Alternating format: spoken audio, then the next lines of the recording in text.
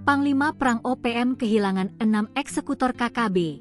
Tembak 2 anggota Brimob, ciut saat ditangkap. Satgas Operasi Damai Kartens berhasil mengamankan Siprianus Weya, salah satu anggota kelompok kriminal bersenjata, KKB, Organisasi Papua Merdeka, OPM, pimpinan Aibon Kogoya alias Daniel Kogoya, di Polsek Topo, Kabupaten Nabire, kemarin. Kepala Operasi Damai Kartens, Brigjen Pol Faizal Ramadhani didampingi Wakaops Damai Kartens, Kombes Pol Adarma Sinaga menjelaskan penangkapan ini berkaitan dengan kasus pembunuhan OPM terhadap Brigpol Arif Maulana dan Bribda Nelson Runaki di Nabire. Video pernyataan sikap kelompok tersebut direkam menggunakan ponsel yang kini sudah diamankan sebagai barang bukti, sebelum kemudian dikirim ke Yosua Waker melalui aplikasi WhatsApp.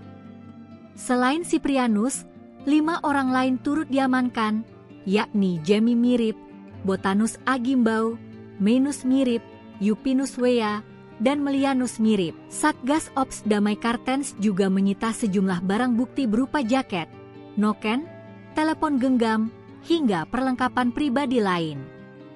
Dari hasil pemeriksaan, diketahui Siprianus Weya merupakan anggota bagian media KKB Kodap 3 Dedula, dengan wilayah operasi meliputi Kabupaten Intan Jaya hingga Kabupaten Paniai. Ia juga disebut terlibat dalam aksi penembakan yang menewaskan 2 anggota Polri serta perampasan 2 pucuk senjata api milik korban.